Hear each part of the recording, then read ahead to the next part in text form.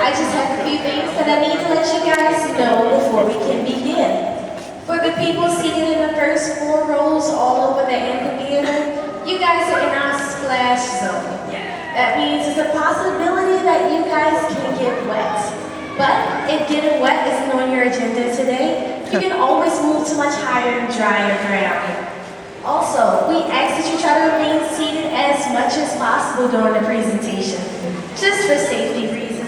And last but not least, Dolphin Discovery is an open exhibit. So after this presentation, you're welcome to sit back, relax, and enjoy our dolphins swimming in the pool, or you can come back to another presentation. Now, one of our dolphin trainers, she's getting ready to begin the presentation, and I hope you all enjoy it.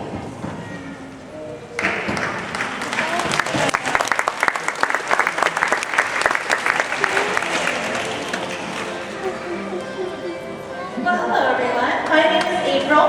I'm actually one of the dolphin trainers here at the National Aquarium.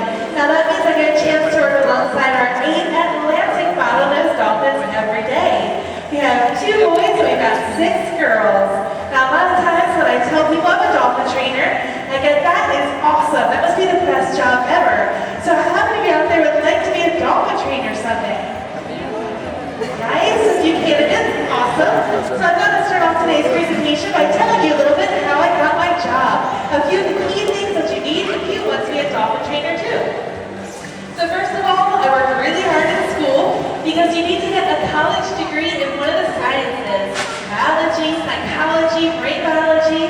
You just need a 4-year degree, but it is really important to have that because you want to be able to understand animals and their behavior. Now the next thing you need are some good swimming skills. You might have noticed there's a little bit of water here behind me. Altogether, we have 1.3 billion gallons of water in this system. Our deepest pool is 24 feet deep.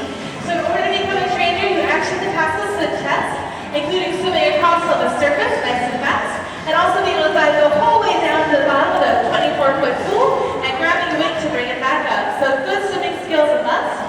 We also actually scuba dive here almost every day to get our pools nice and clean. Unfortunately, the dolphins, they don't clean up after themselves, so it won't let us to do that. Now, those of you who don't know what scuba diving is, we actually attach a tank of air on your back that allows you to stay down under the water nice and long. Those even dolphins can't hold their breath for as long as we'd like to dive. Now, the third thing that you need is you need to have good speaking skills. The second most important part of my job is sharing all the great information I've learned about dolphins with visitors and guests here, getting them just excited about the animals as I am. Now lastly, you need a passion for animals. The most important part of my job is taking great care of all of these dolphins. That means sometimes I have to be here early or stay late. Weekends, holidays, I've got to be here. It's a lot of hard work as well as a lot of fun. So it's good to get an idea of kind of what you're getting into. A lot of us start by volunteering or interning, places like animal shelters, or stables, or veterinary hospitals. Just being kind of around animals is really helpful. Believe it or not, training a dog, training a bird, training a dolphin, the basics are all the same. Now if you do all of that, you might get a chance to work alongside dolphins, which are pretty cool animals. Like I said, we do 8 of them here. Right now we got them separated into 3 different groups. So if you take a look back on your right-hand side, that's where our 2 boys are. Their names are Bo and Foster. Now Bo just turned 8 years old about 3 weeks ago, and Foster, well, he's only 5, but he has a birthday coming up in September, so he'll turn 6 then.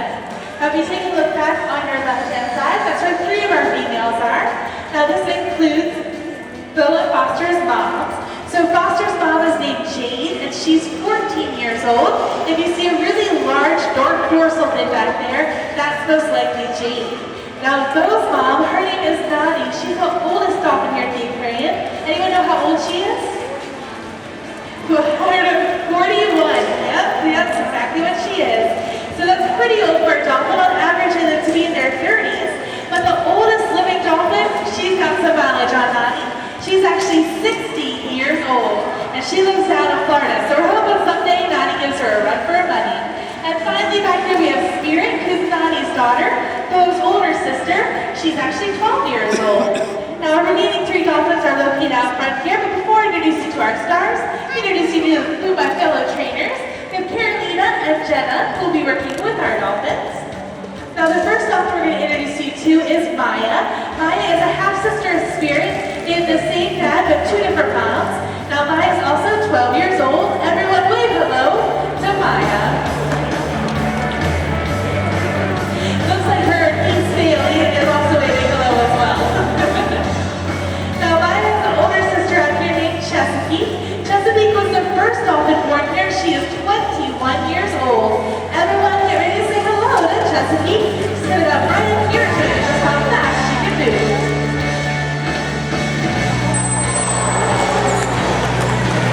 And finally we have little Bailey. Bailey, like I said, is only 4 years old. She's Chesapeake's daughter and she's Maya's niece. And she is the youngest dolphin here at the aquarium.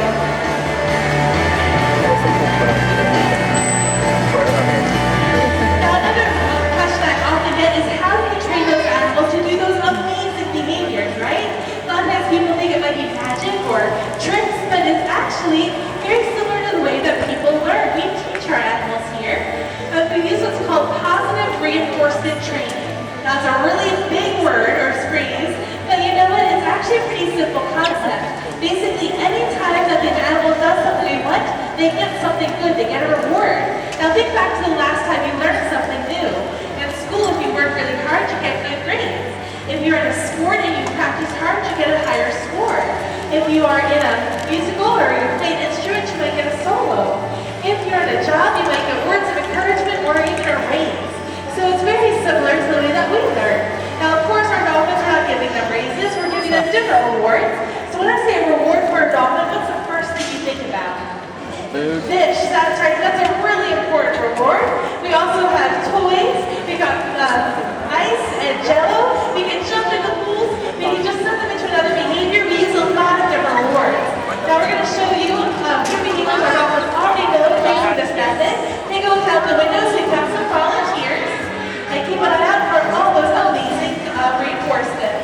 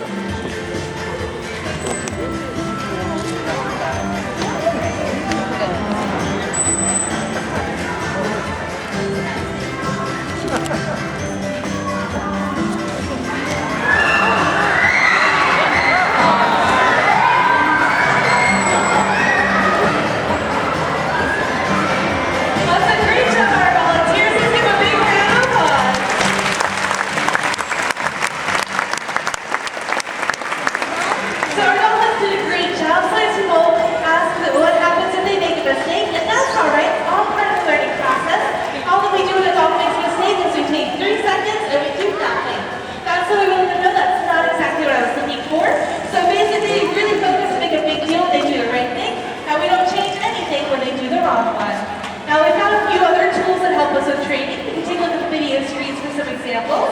So the first is this whistle that hangs around my neck. Now sometimes people think why we have these whistles, but it acts as a way of saying, great job. Dolphins have excellent hearing, but our voice is a little bit low for them. So this whistle is nice and high, and nice and clear. It helps to cut through if there are people hopping or yelling. It really cuts through all of that and says, that right there is exactly what I wanted. Now come on back and I'll get you that awesome reward. Now we talked a little bit about the rewards beforehand. We've got, like I said, toys. We can give them a back rub. We can send them into another behavior. We give them ice or jello. We can jump right in. So we really try to mix it up and make sure they don't know what's going to come next. That makes it a lot more exciting for them and a little bit more fun for us too. And we also have what's called a target pole. Now this is a target attached to a pole, and basically our dolphins learn how to touch this. They know they want to touch and follow it in order to get that reward. So you can then use it to shape a variety of different behaviors. Now I've got a volunteer who's going to help me show you guys just how we use all these tools together. Dolphin today. So hi there. Here's your name's Avery, is that right? All right, turn around, Avery, and wave at everyone. But this is Avery. He's our very great volunteer. Let's give him a round of applause. Our dolphins, they love whole-fed fish. Is that your favorite food? No, I didn't think so. What do you like? Pasta? Oh, that's a good one. I like pasta too. All right, so using imaginary pasta, unfortunately I don't have any on here. And this target rule and the word good.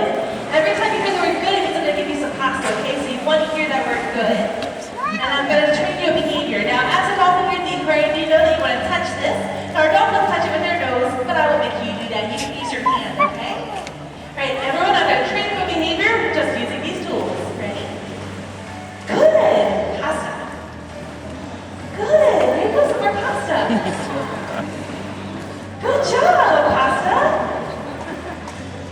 Oh, good job, pasta. Almost. Good job, pasta. Okay, I'm going to add in a hand signal. Are you ready? Good job, pasta. Good job, pasta. All right, let's see if you know what the hand signal means. Ready? Hand signal. A little bit higher. Hand signal. Good job! Awesome! Avery, look what I just trained you to do. Yeah! Put your hand up high and jump. Everyone give Avery a round of applause. We go high.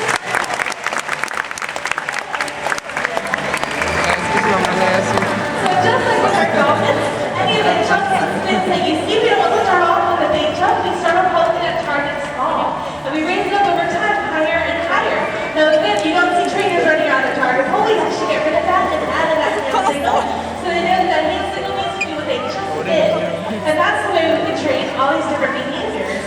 So I got a chance to see me train a pretty smart person, but we're also getting a chance to see some training with our dolphins. So the first training is actually with our oldest dolphin out here, Chesapeake. She's learning what's called a belly reach. So basically we want her to eventually jump up and actually slam her belly down on the surface of the water. Makes a really loud noise and a big splash. Now this is something that dolphins do naturally on their own, but again, Jen is trying to get her to understand this concept on a hand signal. But right now, Jen, it's pretty early stages, and she's just trying to get her to focus on her head, getting her head in the right place. You can see she's got that target pole, and listen up for that whistle. See if you can hear when she does a good job.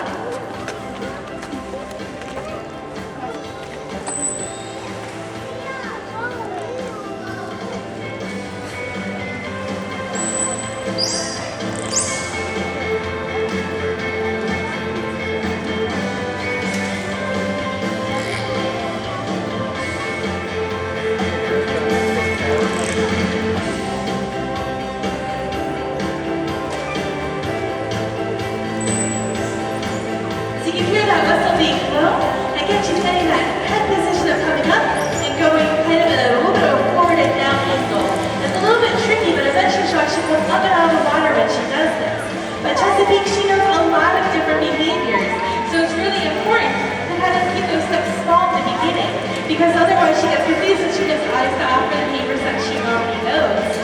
Now we don't have anyone that knows a belly reach, but Chesapeake does know a back reach, so we might go ahead and show you that behavior so that we can show you just how big a splash this will eventually be.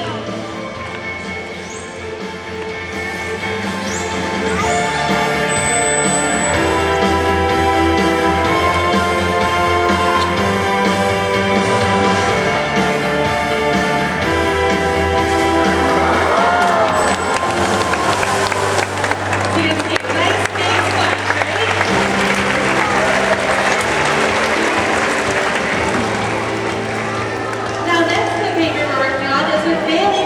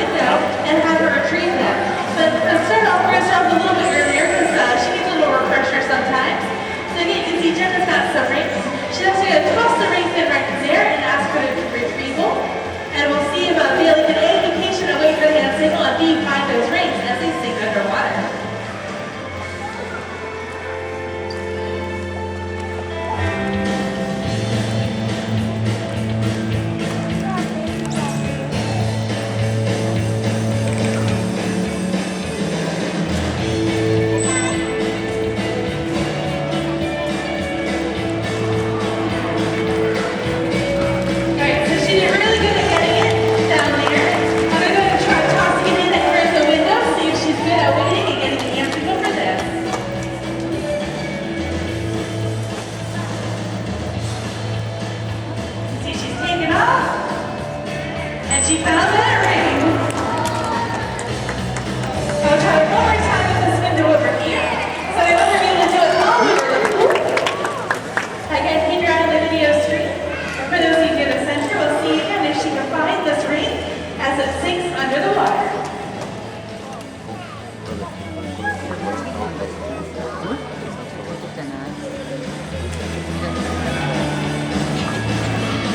Oh, she found it!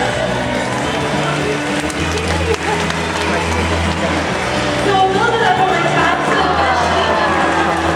eventually she'll actually retrieve a couple rings, maybe up to 4 or 5 for people to see.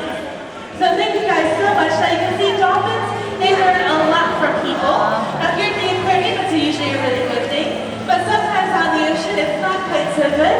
They might learn to approach boats or people looking for food.